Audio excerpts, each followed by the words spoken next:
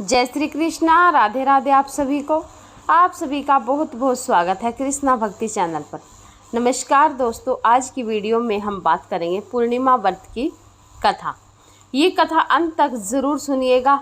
ये कथा सभी पापों को नष्ट करने वाली है और जिनके पास संतान नहीं है उनको संतान की प्राप्ति होती है और पति की दीर्घ आयु होती है। अगर आप व्रत नहीं कर सकते तो कथा तो आप सुन सकते हैं, लेकिन अंत तक ज़रूर सुनिएगा। अच्छी लगेगी प्लीज़ एक लाइक ज़रूर कर दीजिएगा। आज की कथा पूर्णिमा तिथि। पूर्णिमा तिथि का हिंदू धर्म में विशेष महत्व है। इसे धनदायक और संतानदायक व्रत माना गया है। जो लोग पूरी विधि विधान से पूर्णिमा का व्रत करते हैं और पूर्णिमा के दिन चंद्रमा का अर्घ्य देते हैं, उन पर भगवान विष्णु और माता लक्ष्मी की विशेष कृपा होती है। पूर्णिमा की व्रत कथा। द्वापर युग में एक समय की बात है कि यशोदा जी ने कृष्ण से कहा, हे कृष्ण, तुम सारे संसार के उत्पन्न करता, पोषण तथा उसके संहार करता हो। आज कोई ऐसा व्रत मुझसे कहो जिसके करने से मृत्यु लोक में स्त्रियों को विधवा होने का भय न रहे तथा यह व्रत सभी मनुष्यों की मनोकामना पूर्ण करने वाला हो। श्री कृष्ण कहने लगे, हे माता, तुमने अति सुंदर प्रश्न किया है। मैं तुमसे ऐसे ही व्रत को सविस्तार कहता हूँ।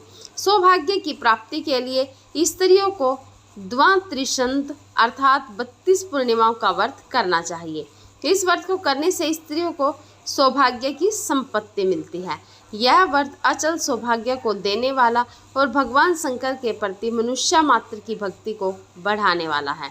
यशोदा जी कहने लगी, हे कृष्ण, सर्वप्रथम इस व्रत को मृत्यु लोक में किसने किया था, इसके विषय में विस्तार पूर्वक मुझसे कहो। श्री कृष्ण जी कहने लगे, इस भूमंडल पर एक अत्यंत प्रसिद्ध राजा चंद्रहास से पालित अनेक प्रकार के रत्नों से परिपूर्ण कार्तिका नाम की एक नगरी थी। वहाँ धनेश्वर नाम का एक ब्राह्मण था और इसकी स्त्री अति सुशील रूपवती थी। दोनों ही इस नगरी में बड़े प्रेम से रहते थे। घर में धन धान्य आदि की कोई कमी नहीं थी। उनको एक बड़ा दुख था, उनको कोई संतान नहीं थी, जिस वजह से वह बहुत दुखी रहते थे। एक दिन एक बड़ा तपस्वी योगी उस नगरी में आया। वह योगी बाकी सभी घरों से भिक्षा मांगकर भोजन किया करता था, लेकिन उस ब्राह्मण के घर से भिक्षा नहीं मांगा करता था। एक दिन योगी गंगा किनारे भिक्षा मांगकर प्रेम पूर्वक खा रहा था कि धनेश्वर ने योगी को यह सब करते देख लिया। सब कार्य किसी प्रकार से देख लिया। अपनी भिक्षा अनादर से दुखी होकर धनेश्वर योगी से बोले, और सभी घरों से भिक्षा लेते हैं परंतु मेरे घर की भिक्षा कभी भी नहीं लेते, इसका क्या कारण है। योगी कहने लगे कि आपके धर्म हमें इस बात की आज्ञा नहीं देता, क्योंकि अभी आप गृहस्थ जीवन में एक सुख से वंचित हैं। आपके घर संतान होने पर मैं आपके घर से भिक्षा स्वीकार कर लूँगा। उन्होंने कहा, जिसे संतान नहीं है उसे घर से भिक्षा लेने से मेरे भी पतित हो जाने का भय है। धनेश्वर यह सब बात सुनकर बहुत दुखी हुआ और हाथ जोड़कर योगी के पैरों पर गिर पड़ा तथा दुखी मन से कहने लगा कि आप मुझे संतान प्राप्ति के उपाय बताएं। आप सर्वज्ञ हैं, मुझ पर अवश्य ही यह कृपा कीजिए। धन की मेरे घर में कोई कमी नहीं है, लेकिन मैं संतान न होने के कारण अत्यंत दुखी हूँ। आप मेरे इस दुख का हरण कीजिए। यह सुनकर योगी कहने लगे, तुम चंडी की आराधना करो। घर पहुंचकर उन्होंने यह सारी बात अपनी पत्नी को बताई और खुद वन में चला गया। वन में पहुंचकर उसने चंडी की आराधना की और उपवास किया। चंडी ने 16 दिन उसको सपने में दर्शन दिया और कहा कि हे धनेश्वर, जा तेरे पुत्र होगा, लेकिन उसकी आयु सिर्फ 16 वर्ष होगी। 16 वर्ष की आयु में ही उसकी मृत्यु हो जाएगी। अगर तुम दोनों स्त्री और पुरुष 32 पूर्णिमा को व्रत करोगे तो यह दीर्घ आयु हो जाएगा। जितनी तुम्हारी सामर्थ्य हो उतने आँचे के दिए जलाकर शिव जी का पूजन करो, लेकिन पूर्णमासी 32 ही होनी चाहिए। सुबह होते ही तुम्हें इस स्थान के पास एक आम का पेड़ दिखाई देगा। उस पर चढ़कर एक फल तोड़कर अपने घर चले जाना। अपनी स्त्री का इस बारे में बताना। सुबह स्नान होने के बाद वह स्वच्छ वस्त्र होकर शंकर जी का ध्यान करके उस फल को खा ले। तब शंकर भगवान की कृपा से उसको गर्भ हो जाएगा। जब ब्राह्मण सुबह उठा तो उस स्थान पर आम का पेड़ दिखाई दिया और वह उसे फल तोड़ने के लिए चढ़ा, लेकिन वह पेड़ पर चढ़ नहीं पा रहा था। यह देखकर उसे बड़ी चिंता हुई।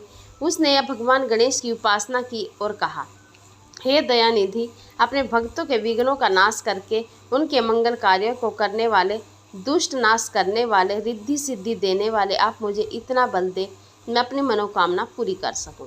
इसके बाद वह पेड़ से फल तोड़कर अपनी पत्नी के पास पहुंचा। उसकी पत्नी ने अपने पति के कहे अनुसार इस फल को खा लिया और वह गर्भवती हो गई। देवी की कृपा से उसे बहुत सुंदर पुत्र पैदा हुआ। उसका नाम उन्होंने देवी दास रखा। माता पिता के हर्ष के शोक के साथ वह बाल बढ़ने लगा। भगवान की कृपा से बालक बहुत ही सुंदर था, सुशील और पढ़ाई लिखाई में भी बहुत ही निपुण था। दुर्गा जी के कथानुसार उसकी माता ने 32 पूर्णमासी का व्रत रखा। जैसे ही 16वां व्रत लगा, दोनों पति पत्नी बहुत दुखी हुए, कहीं उनके पुत्र की मृत्यु ना हो जाए। उन्होंने सोचा अगर उनके सामने यह सब हुआ तो वह कैसा देख पाएंगे। तभी उन्होंने देवीदास के मामों को बुलाया और 1 वर्ष के लिए देवीदास को काशी में पढ़ने के लिए भेज दिया। 1 वर्ष के बाद उसे वापस लेकर आ जाना। देवीदास अपने माता के साथ एक घोड़े पर सवार होकर चल दिया। उसके मामा को भी यह बात पता नहीं थी। दोनों पति पत्नी से 32 पूर्णमासी का व्रत पूरा किया। दूसरी तरफ मामा और भांजा दोनों रात गुजारने के लिए एक रास्ते में एक गांव में रुके। उस दिन उस गांव में ब्राह्मण की कन्या का विवाह होने वाला था। जिस धर्मशाला में वर और बारात के बाकी लोग रुके हुए थे, उसी धर्मशाला में देवीदास और उसका मामा ठहर गए। उधर कन्या को तेल आदि चढ़ने के बाद जब लगन का समय आया तो वर की तबीयत खराब हो गई। वर के पिता ने अपने परिवार वालों से विचार विमर्श करके कहा कि यह देवीदास मेरे पुत्र जैसा ही है, मैं इसके साथ तेरा लगन कर दूंगा और बाद में बाकी सारे काम मेरे बेटे के साथ पूरे हो जाएंगे। ऐसा कहने के बाद वर के पिता देवीदास को मांगने के लिए उसके मामा के पास गए और उन्हें सारी बात बताई। मामा ने कहा कि कन्यादान में जो कुछ भी लगेगा वो हमें दिया जाए। वर के पिता ने बात स्वीकार कर ली। इसके बाद देवीदास का विवाह कन्या के साथ संपन्न हो गया। इसके बाद वह अपनी पत्नी के साथ भोजन न कर सका और मन में विचार करने लगा कि न जाने यह किसकी पत्नी है। यह सोच उसकी आंखों में आंसू आ गए। तब वधू ने पूछा कि क्या बात है, आप उदास क्यों हो। तब उसने सारी बातें पत्नी को बता दी। तब कन्या कहने लगी, यह ब्रह्मा विवाद के विपरीत है। आप ही मेरे पति हैं, मैं आपकी पत्नी रहूँगी, किसी अन्य की कभी नहीं। तब देवीदास ने कहा, ऐसा मत करिए क्योंकि मेरी आयु बहुत कम है। मेरे बाद आपका क्या होगा। लेकिन उसकी पत्नी नहीं मानी और बोली, स्वामी आप भोजन कीजिए। दोनों रात में सोने के लिए चले गए। सुबह देवीदास ने पत्नी को 4 नगों से जड़ी एक अंगूठी दी और एक रुमाल दिया और बोला कि हे प्रिया, इसे लो और संकेत समझकर स्थिर चित्त हो जाओ। मेरे मरण और जीवन जानने के लिए एक पुष्प वाटिका बना लो, उसमें सुगंधित वाली एक नाव मल्लिका लगा लो, उसको प्रतिदिन जल से सिंचा करें और आनंद के साथ खेलो कूदो। जिस दिन मेरा प्रणांत होगा उस दिन यह फूल सूख जाएंगे। जब यह फिर से हरे हो जाएं तो जान लेना मैं जीवित हूँ। यह समझा कर वह वहाँ से चला गया। इसके बाद जब वर और बाकी बाराती मंडप में आए तो कन्या ने उसे देखकर कहा कि ये मेरे पति नहीं हैं। मेरे पति वह हैं जिनके साथ रात में विवाद हुआ है। इसके साथ मेरा विवाद नहीं हुआ है। अगर यह वही है तो यह बताएं कि मैंने इसे क्या दिया। साथ ही कन्यादान के समय को आभूषण मिले उन्हें दिखाए। कन्या की ये सारी बातें सुनकर वह कहने लगा कि मैं यह बात नहीं जानता। इसके बाद सारी बारात की अपमानित होकर लौट गई। भगवान कृष्ण बोले, हे माता, इस प्रकार देवीदास काशी चला गया। कुछ समय जब बीत गया तो एक सर्प उसको डसने के लिए वहाँ आया, लेकिन वह उसको काट नहीं पाया क्योंकि उसकी माता ने पहले ही 32 पूर्णिमा का व्रत कर लिए थे। इसके बाद कुल काल वहाँ पहुँचा। भगवान की कृपा से तभी वहाँ माता पार्वती और भगवान गणेश जी आए।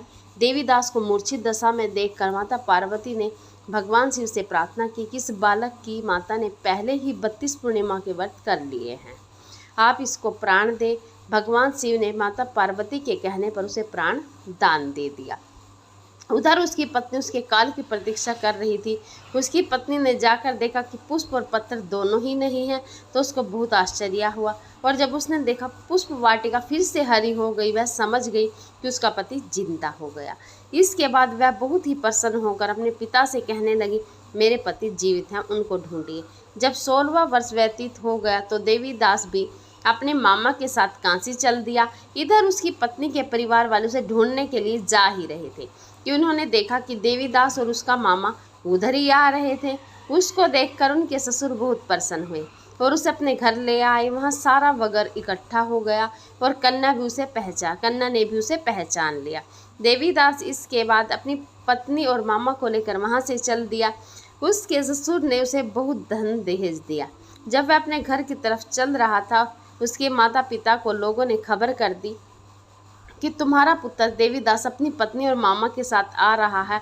ऐसा समाचार सुनकर पहले तो उन्हें विश्वास नहीं हुआ, लेकिन जब देवीदास आया और उसने अपने माता पिता के पैर छुए तो देवीदास के माता पिता ने उनका माथा चूमा और दोनों को अपने सीने से लगा लिया।